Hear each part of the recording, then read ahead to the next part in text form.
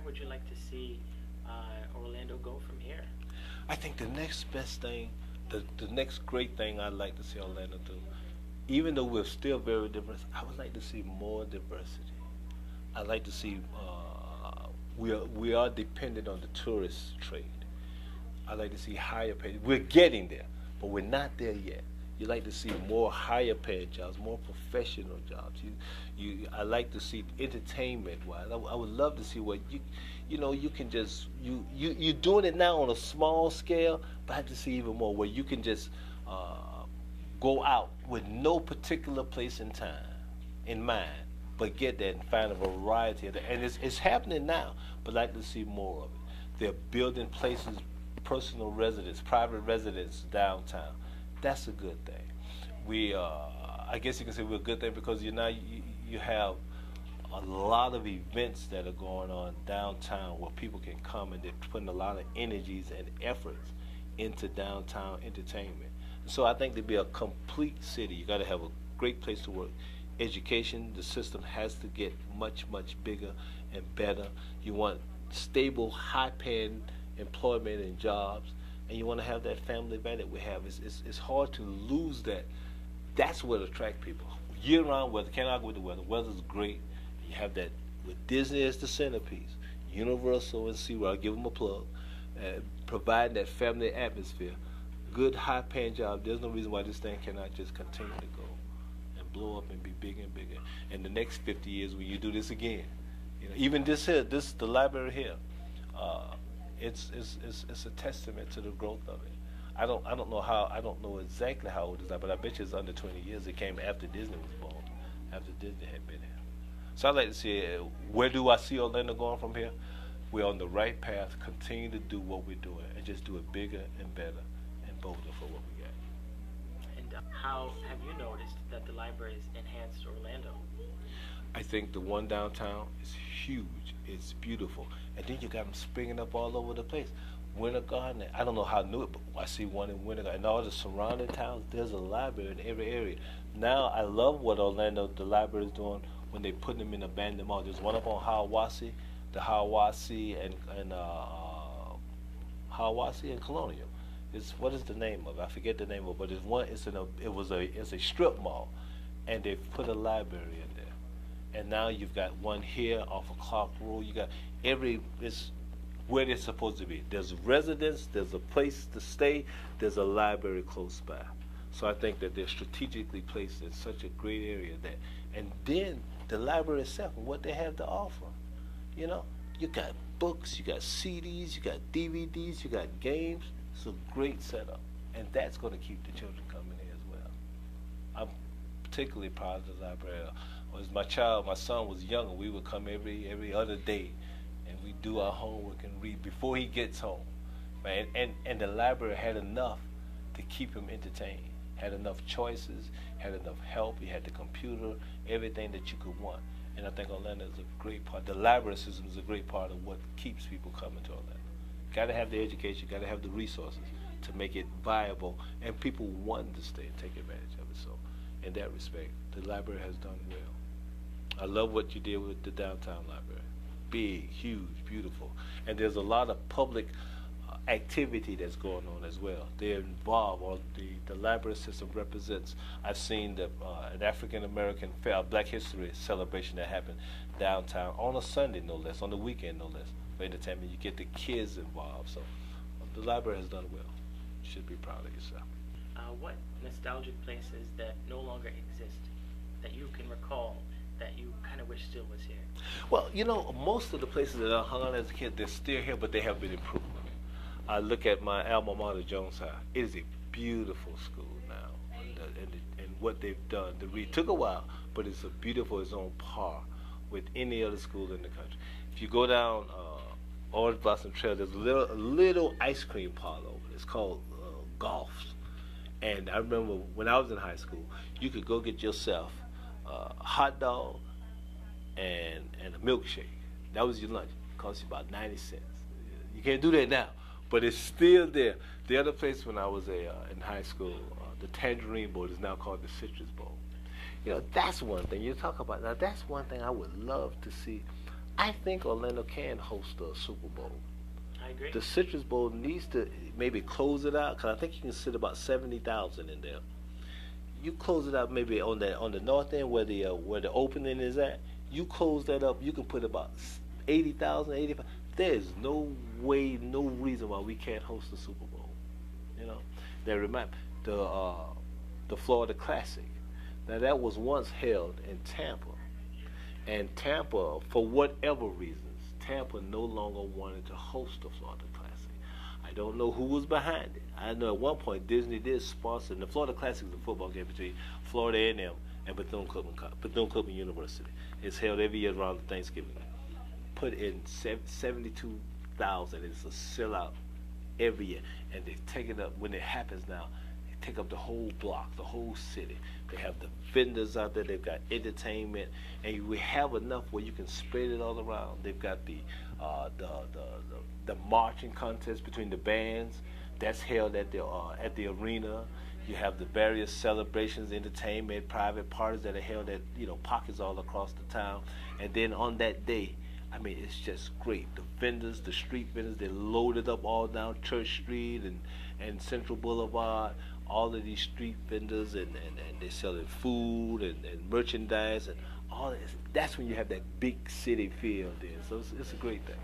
It's a great. Our sports improving. Our sports, we can get more sports. We are one horse town with the Orlando Magic, but we got the minor league. I think we got minor league, the Arena Football League.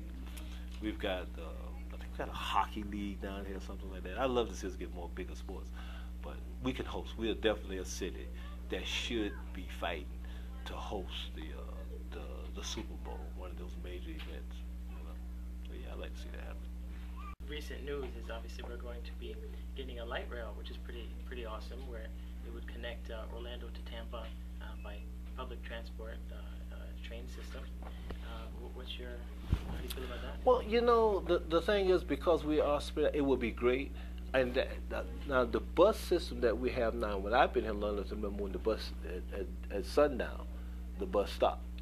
Now the buses, I believe they may run 24 hours a day now. I believe so, or at least close to it, right? And very close to it. Yeah.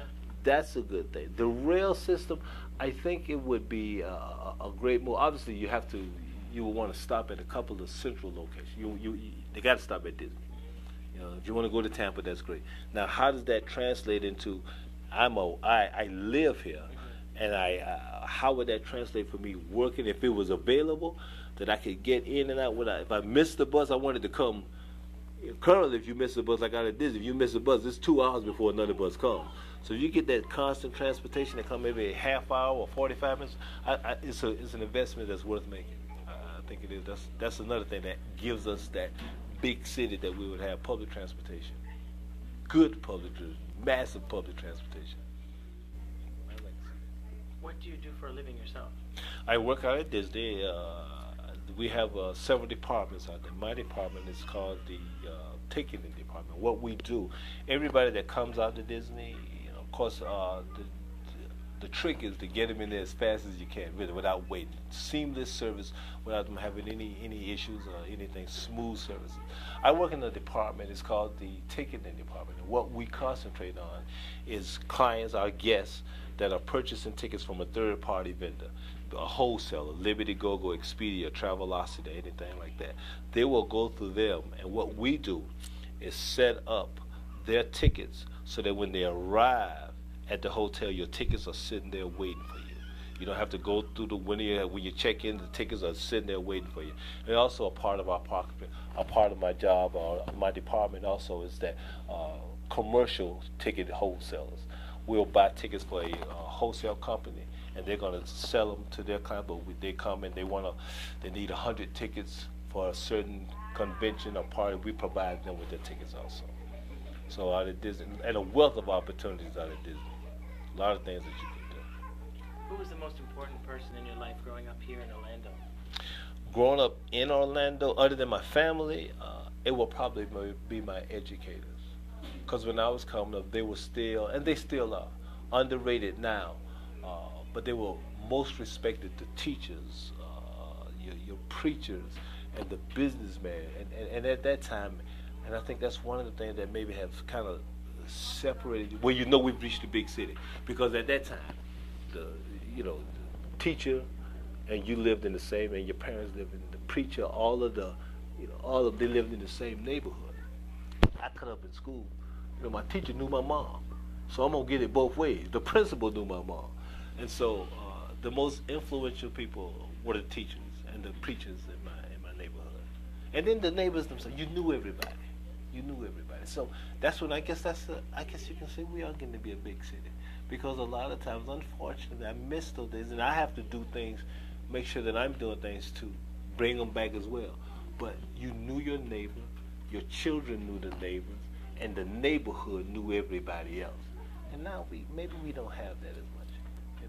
I come from an era that may be long gone, where father work. I grew up in both a mother and a father, so I had both households, both parents in my household.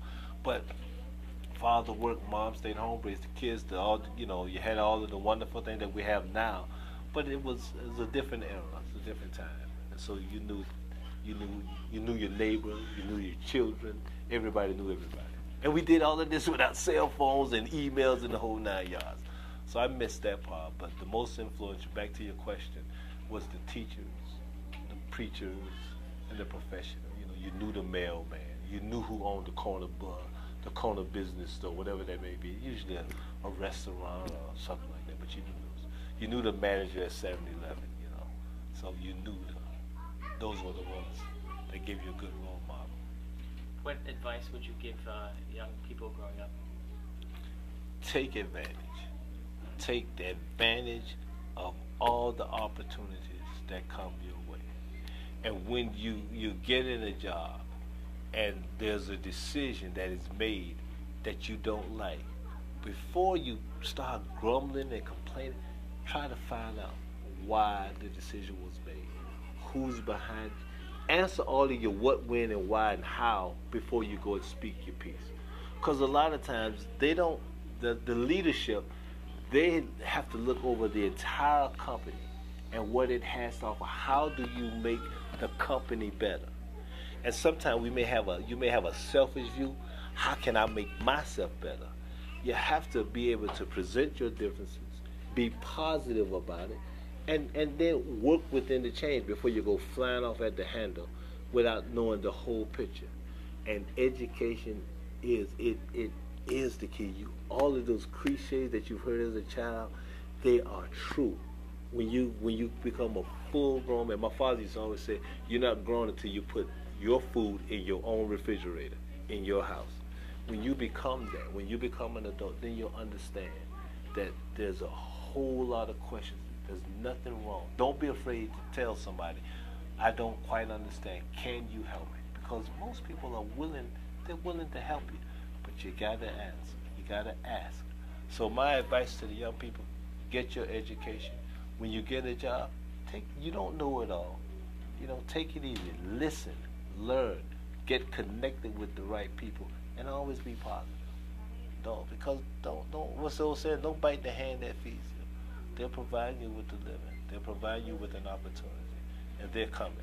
And I think they're coming more and more than we realize it. It's a good place. It's a good place. It's a good place.